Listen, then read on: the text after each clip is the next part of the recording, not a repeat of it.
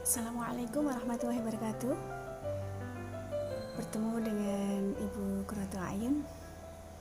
Kepada semua sobat guru, akan saya sampaikan beberapa aksi nyata yang telah saya lakukan sehubungan dengan modul 3.1.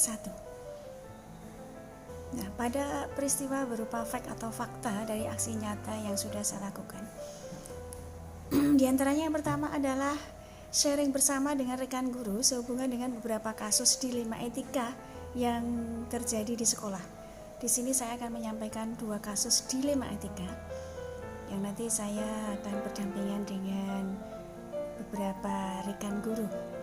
Dan yang kedua adalah aksi nyata berupa sosialisasi dan juga diskusi bersama dengan komunitas rekan guru sewilayah Kota Surakarta melalui kegiatan MGMP Kota Surakarta. Bapak Ibu, sobat guru yang saya hormati, pada sharing bersama dengan rekan guru sehubungan dengan beberapa kasus dilema etika yang terjadi di sekolah adalah sebagai berikut. Ada 2 kasus dilema etika yang akan kami diskusikan dengan rekan guru dalam mengambil dan menguji keputusan. Di antaranya, kasus yang pertama adalah kasus di mana rekan guru yang dipanggil tes kepala sekolah di saat kakeknya sedang sakit. Kemudian pada dilema etika yang kedua adalah rekan guru yang menghukum siswanya dijemur di luar kelas sehingga kepanasan dan menangis. Nah, baiklah. Apa yang saya ungkap di sini dari 2 kasus tersebut? Yang melatar belakangi saya untuk mengambil aksi tersebut adalah bahwa dalam pengambilan keputusan suatu kasus dilema etika itu diperlukan adanya suatu proses.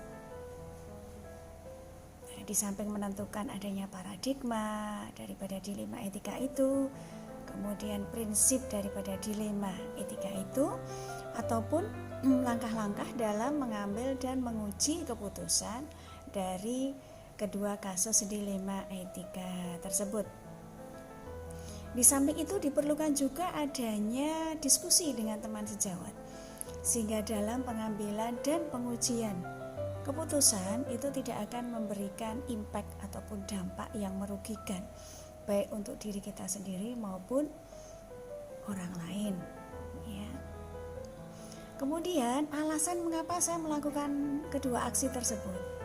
Kalau yang sharing bersama teman tentang 2 kasus dilema etika itu, kenapa saya mengambil hal tersebut? Karena banyak kasus-kasus di sekolah yang merupakan dilema etika. Apa itu dilema etika? Yaitu suatu situasi yang terjadi, ya kan? Ketika kita itu harus memilih 2 pilihan, di mana kedua pilihan itu secara moral itu memang menunjukkan benar melawan benar, akan tetapi nanti impactnya akan berlainan. Ya kan? Walau demikian, maka keputusan itu harus diambil jangan sampai merugikan diri kita sendiri ataupun merugikan orang lain.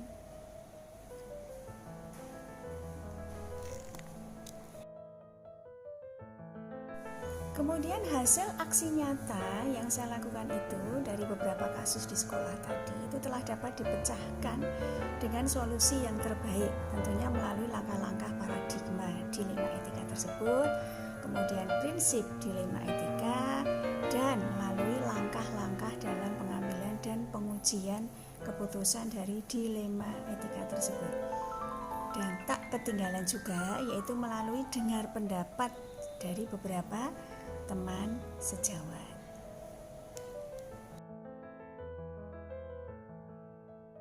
Kemudian aksi berikutnya adalah sosialisasi terhadap rekan sejawat sewilayah Kota Surakarta melalui MGMP.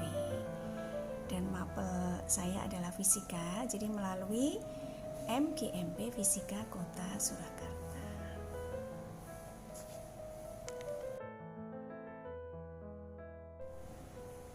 Alasan saya mengambil daripada aksi ini adalah keinginan saya untuk selalu berbagi ilmu dengan komunitas guru pada khususnya dan masyarakat pada umumnya. Karena tidak akan bermanfaat jika ilmu yang kita dapat itu tidak segera kita imbaskan kepada yang lain. Dan juga jika ilmu itu segera kita sampaikan atau kita tularkan kepada yang lain, maka akan menjadi amal jariah kita dan tidak akan terputus sampai kita meninggal nanti, akan terus mendapatkan pahala.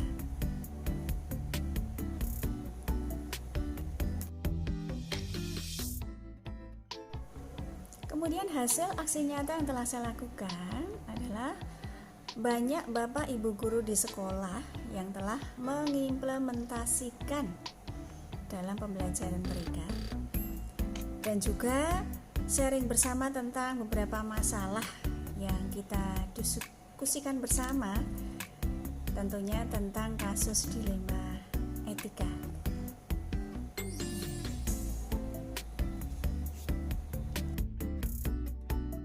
Kemudian tentang perasaan atau feelings.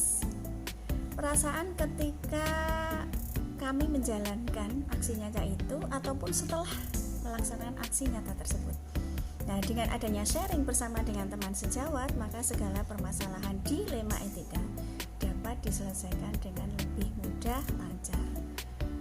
Kemudian pada saat juga aksi nyata yang berikutnya, yaitu tentang sosialisasi kepada seluruh komunitas guru se-Jawa Tengah, itu pun merasakan bahwa ilmu yang didapat itu sangat berguna dan bermanfaat untuk orang lain, terutama untuk seluruh masyarakat Indonesia, dan tentunya bisa diimplementasikan di sekolah mereka masing-masing.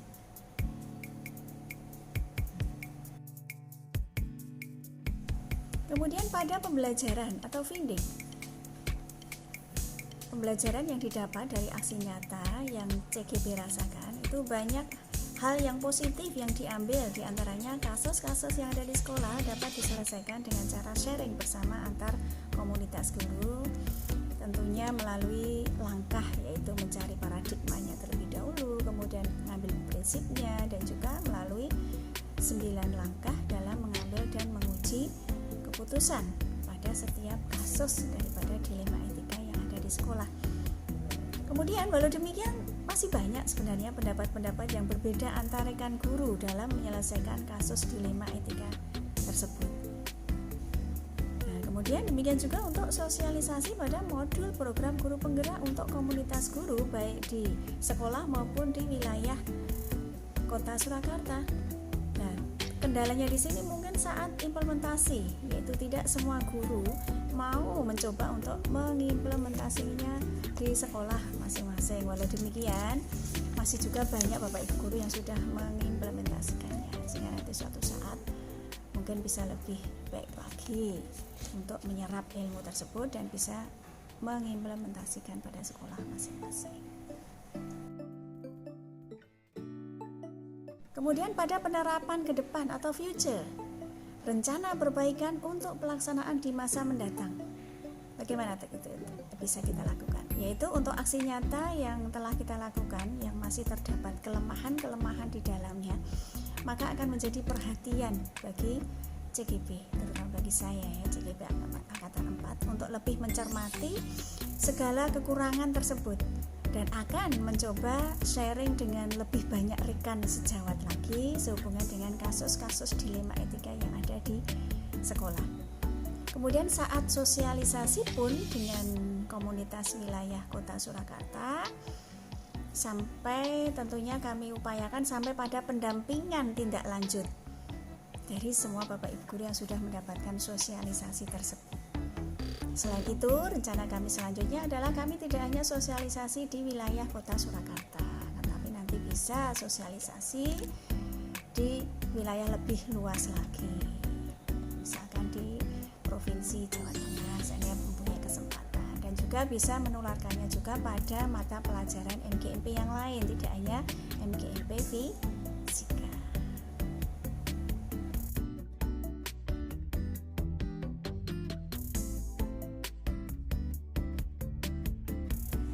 Bismillahirrahmanirrahim. Assalamualaikum warahmatullahi wabarakatuh. Waalaikumsalam warahmatullahi wabarakatuh. Ya, Sobat Guru, bertemu kembali dengan Ibu Qurratu A'yun, CGD Angkatan 4, dan juga ini teman saya, di samping saya sudah ada rekan guru yaitu Ibu Winahyu, guru mata pelajaran sejarah. Pada kesempatan ini saya ingin mewawancarai Ibu Winahyu sehubungan dengan kasus yaitu Pak Tono, di mana beliau diterima wawancara kepala sekolah. Akan tetapi pada saat keberangkatannya beliau, kakeknya menderita sakit. Nah, apa langkah yang dilakukan oleh Pak Tono pada saat beliau sudah mau berangkat wawancara? Akan tetapi pada saat itu juga kakeknya perlu pertolongan dan dalam kondisi sedang sakit. Bagaimana Bu Winahyu? Menurut pendapat Ibu, Pak Tono ini kan mendapat kesempatan yang luar biasa untuk mencapai karirnya beliau, yaitu dia mendapatkan panggilan untuk wawancara kepala sekolah. Nah, menurut pendapat Ibu Winahyu, kira-kira apa yang diambil oleh Pak Tono sebagai keputusan yang terakhir? Apakah beliau berangkat untuk memenuhi panggilan wawancara tersebut, ataukah Pak Tono itu membantu kakeknya yang sakit terlebih dahulu? Bagaimana Ibu Winahyu menanggapi hal tersebut? Iya, karena kesempatan itu kan tidak datang dua kali.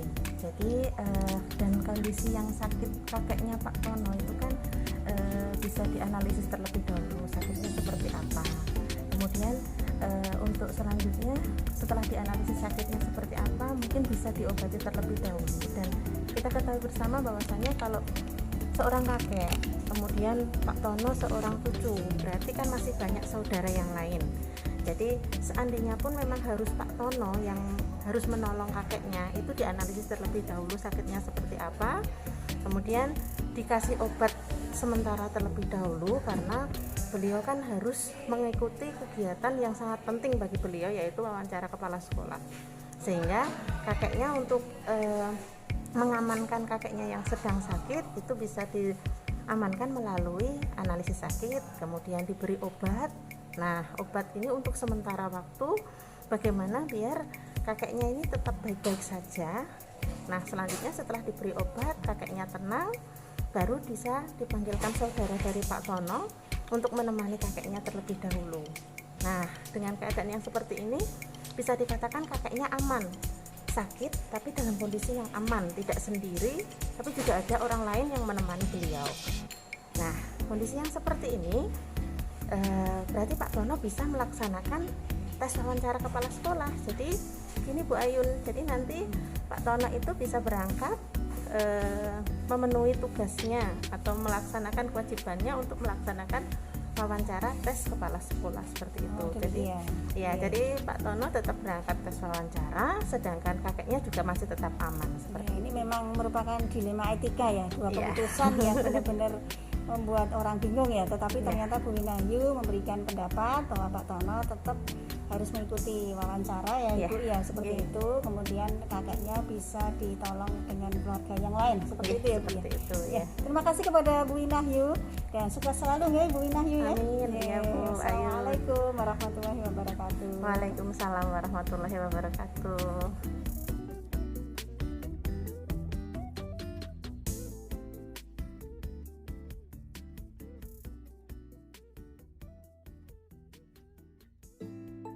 Assalamualaikum warahmatullahi wabarakatuh. Halo Sobat Guru, pada kesempatan ini kita akan bertemu kembali dalam rangka wawancara rekan guru sehubungan dengan kasus yang ada di sekolah kami.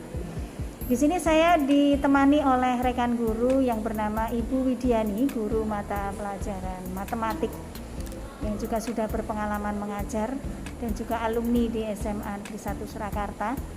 Beliau sudah banyak pengalaman, mulai dari guru-guru yang mengajar zaman SMA 1 pada saat beliau berada di sini, sampai beliau menjadi guru juga di sini, menjadi teman-teman kami.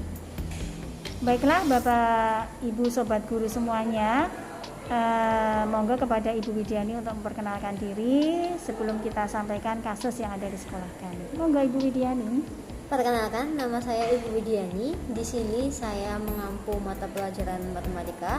Kemudian ini saya akan menjalankan rekaman video untuk kasus-kasus yang ada permasalahan di sekolah ini. Ya, makasih Bu Widiani. Begini Bu Wid, di sekolah kita itu ada beberapa kasus, diantaranya kita berikan nama CI inisial saja ya, misalkan Ibu X demikian. Ibu X ini adalah seorang guru senior di sekolah kita. Kemudian beliau juga sangat berprestasi, punya pengalaman yang luar biasa banyak. Mungkin Bu Wid juga pernah diajar beliau waktu penjenengan ada di sekolah ini. Iya. Nah, pengalaman yang beliau luar biasa lakukan di saat beliau mengabdi di sini itu banyak ditiru oleh teman-teman guru yang ada di sini. Nah, tetapi demikian, misalkan pada suatu saat beliau ini pernah bercerita kepada kami dan itu sudah sebagai kasus yang sudah diselesaikan, tapi ini saya ingin meminta kepada Bu Wid untuk mungkin mempunyai pendapat lain ya. Saat beliau mengajar itu, beliau itu memberikan suatu aturan main di mana untuk anak-anak yang tidak mematuhi peraturan di sekolah. Mungkin beliau kan sudah merancang adanya peraturan berbagai macam. Nah, kemudian anak-anak yang tidak mematuhi tersebut itu ternyata mendapatkan hukuman, dan ada hukuman yang menurut saya ya nanti kita sharing bersama aja. Kak, menurut Bu Wid bagaimana? Jadi pada saat memberikan hukuman itu ternyata anak tersebut itu ditempatkan di luar kelas, kemudian di situ juga ada terik matahari yang luar biasa sehingga anak tersebut kepanasan di luar tersebut dan dia tidak boleh berpindah tempat di luar kelas, dalam arti istilahnya bahasa Jawa ngiyup ya Bu Wid. Jadi ngiyup tidak boleh. Tidak boleh berteduh. Berteduh, betul sekali. Nah, tidak boleh berteduh seperti itu. Nah, seandainya Bu Wid itu berada di sekitar lokasi itu, kira-kira apa yang Ibu Wid lakukan coba dengan keberadaan Ibu di situ, kemudian ada anak yang murid yang menangis karena dihukum oleh Bu X tadi, sehingga dia kepanasan di luar karena memang dia melakukan kesalahan ya waktu itu. Nah, seperti apa yang kira-kira yang Ibu istilahnya tanggapan daripada peristiwa ini? Oke, jadi gini ya Bu kasusnya.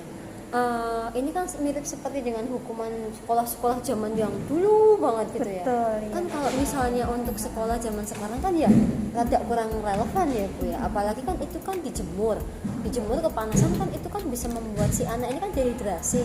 Kan kasihan juga, itu kan hukuman fisik gitu. Terus kemudian kan untuk psikisnya, untuk batinnya kan dia kan pasti suatu hari sampai kapanpun kan pasti kan dia bakal mengingat hukuman itu, bakal keingat terus gitu. Iya kan bakal teringat terus kan, oh dulu aku pernah sama Bu ini nih dihukum kayak gini kan, pernah kan kayak gitu tuh, pasti akan teringat di benak anak tersebut. Kalau saya misal saya ada di lingkungan itu, pertama pasti saya datangi dulu anaknya, saya tanya, loh kenapa nak kok bisa sampai di luar kelas, apalagi kok kamu sampai di bawah matahari, kan ini panas sekali wong ya siang gitu. Nanti kalau misalnya dehidrasi gimana, saya tanya dulu ya, pasti kan dia akan menjelaskan kenapa kok dia bisa sampai di luar kelas, ternyata mendapatkan hukuman dari si Ibu X guru tadi. tersebut, si X itu tadi. Terus habis itu saya pasti kan bilang sama anaknya, ya sudah, mungkin sebaiknya kamu temui Bu X dulu, siapa tahu memang kamu berbuat salah kan. Beliau kan tidak mungkin mengeluarkan kamu kalau kamu tidak berbuat salah.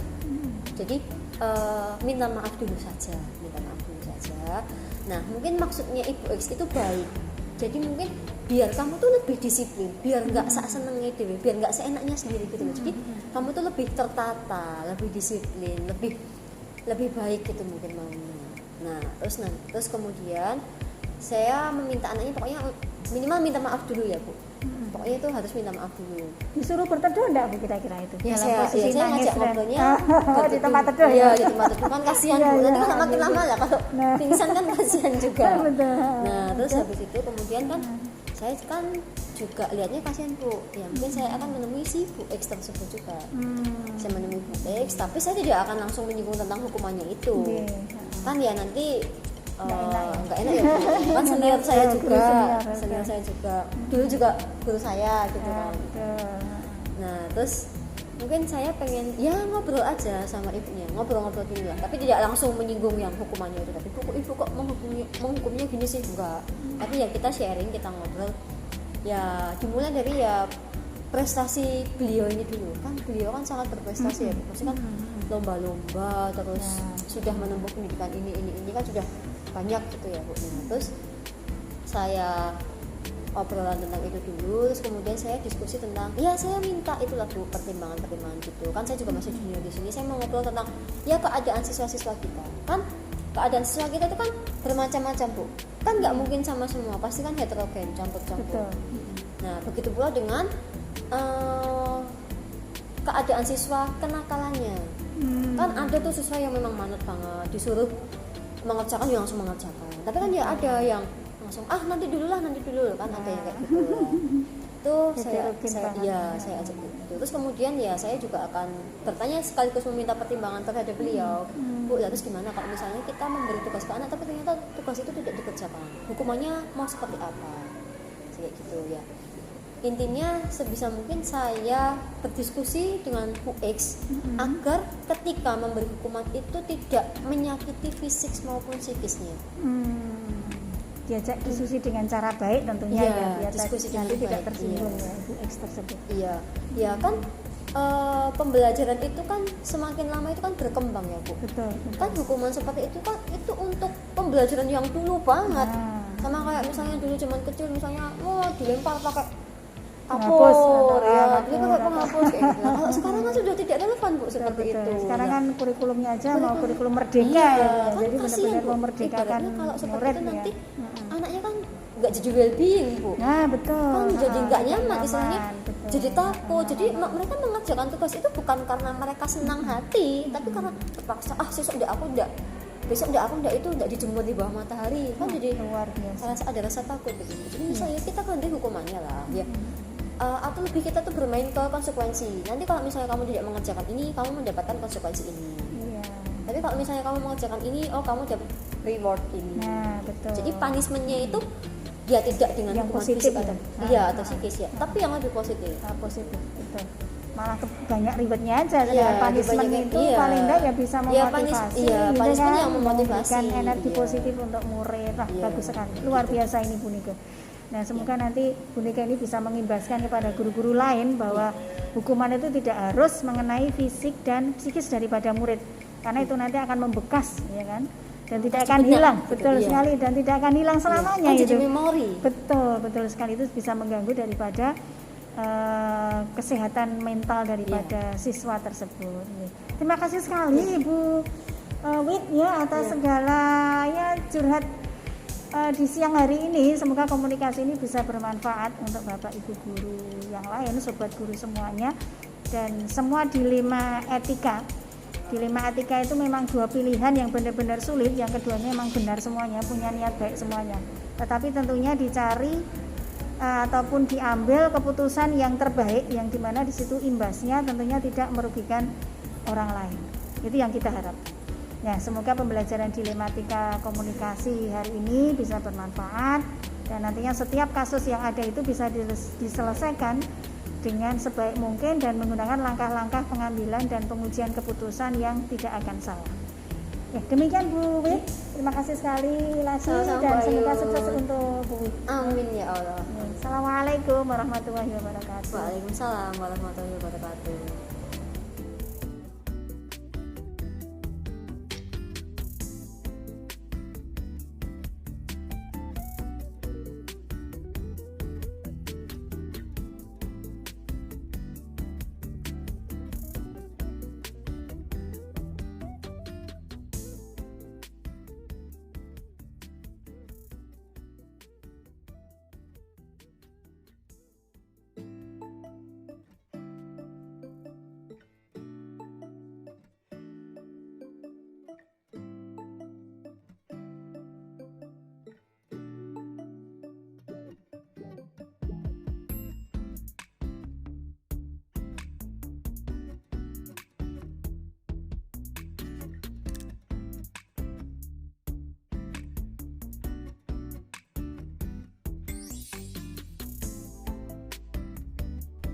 Demikian yang bisa kami paparkan sehubungan dengan aksi nyata yang telah kami lakukan untuk modul 3.1 apa yang saya sampaikan ini bisa bermanfaat, dan sebaik-baik manusia adalah yang bermanfaat untuk orang lain. Dan jangan lupa, niatilah segala kegiatan kita untuk ibadah, sehingga akan menjadikan hal yang baik, menjadikan kebaikan dan keberuntungan baik di dunia maupun di akhirat kelak. Kurang lebihnya saya mohon maaf. Billahi taufiq wal hidayah. Assalamualaikum warahmatullahi wabarakatuh.